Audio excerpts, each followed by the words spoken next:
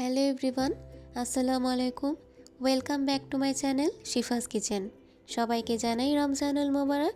আমার আজকের recipe potato chicken pakora. ইফতারে ভাজা পোড়া তো সবাই পছন্দ করে, এবং তা যদি হয় ভিন্ন ধরনের এবং মজাদার, তাহলে তো কোনো কথাই নেই। এই পকোড়াটি ঘরোয়া উপকরণে খুব সহজেই তৈরি করে ফেলা যায়। তাহলে চলুন চলে যাওয়া যাক মূল প্রস্তুত প্রণালীতে। প্রথমেই একটি বোলে আমি নিয়ে নিব গ্রেট করা আলু। এখানে আমি 2টি আলু ভালো করে ধুয়ে পরিষ্কার করে গ্রেট করে নিয়েছি। এরপর এর মধ্যে দিয়ে দিব পেঁয়াজ কুচি হাফ কাপ। তারপর দিয়ে দিব সিদ্ধ করা চিকেন। আমি চিকেনটাকে সামান্য আদা রসুন, হালকা লবণ এবং সামান্য গোলমরিচ দিয়ে সিদ্ধ করে নিয়েছি। এখন দিয়ে দিব এর মধ্যে হলুদ গুঁড়া হাফ চা চামচের মতো। তারপর দিব মরিচ গুঁড়া হাফ চা চামচ, দিয়ে দিব ধনে গুঁড়া হাফ চা চামচ, তারপর দিব জিরা গুঁড়া হাফ চা চামচ। এরপর আমি দিয়ে দিব লবণ স্বাদ মতো, দিয়ে দিব ম্যাজিক মশলা 1 প্যাকেট। এতে করে ফ্লেভারটা কিন্তু ভালো আসবে। তারপর আমি এর মধ্যে অ্যাড করব আদা রসুনের পেস্ট 1.5 চা চামচ। তারপর আমি সব কিছু একসাথে ভালো করে মেখে নিব।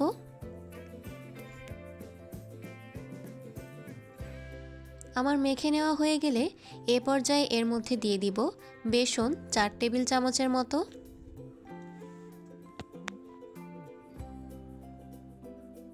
তারপর আমি দিয়ে দিব কর্নফ্লাওয়ার 1.5 টেবিল চামচ।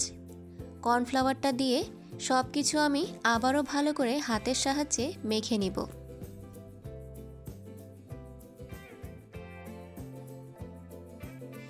তারপর এর মধ্যে আমি সামান্য পরিমাণে পানি অ্যাড করে দিব।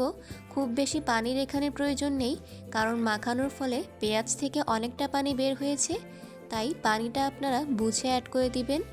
মাখানোর পরে এর মধ্যে আমি অ্যাড করব ধনেপাতা কুচি। তারপর আবারও ভালো করে ধনেপাতার সাথে সব কিছু ভালো করে মেখে নিব। এতে করে সুন্দর একটা ফ্লেভার আসবে। আমার মাখানোটা কিন্তু হয়ে গিয়েছে। আমি এখানে 2 টেবিল চামচের মতো পানি অ্যাড করেছি। আপনাদের প্রয়োজন না হলে আপনারা অ্যাড করবেন না। এখন আমি এগুলো ভাজতে চলে যাব। তার জন্য একটি প্যানে তেল দিয়ে এর মধ্যে আমি পেঁয়াজের মতো শেপ দিয়ে পকোড়াগুলো এক এক করে দিয়ে দিব। চুলার আঁচ মিডিয়াম টু লো হিটে রেখে পকোড়াগুলো আমি লাল লাল করে ভেজে নিব।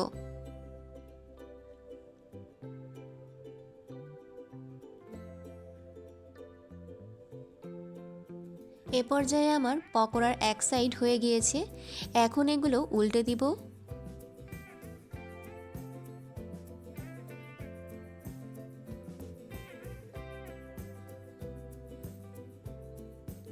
আমার পকোড়াগুলো কিন্তু প্রায় ভাজা হয়ে গিয়েছে। আমি এগুলো এপিটোপিট করে মুচমুচে করে ভেজে নিয়েছি। দেখতেই পারছেন কত সুন্দর একটা কালার এসেছে। এখন এগুলো উঠিয়ে নিব। ব্যাস, রেডি হয়ে গেল আমার পটেটো চিকেন পকোড়া। দেখতেই পারছেন ভেতরে সব কিছু একদম প্রপারলি কুকড হয়েছে এবং কতটা ক্রিস্পি হয়েছে। আমার এই পকোড়ার রেসিপিটা যদি আপনাদের কাছে ভালো লেগে থাকে, তাহলে অবশ্যই আমার ভিডিওটাকে শেয়ার করে দিবেন এবং আমার চ্যানেলটিকে সাবস্ক্রাইব করে আমার পাশেই থাকবেন। ধন্যবাদ।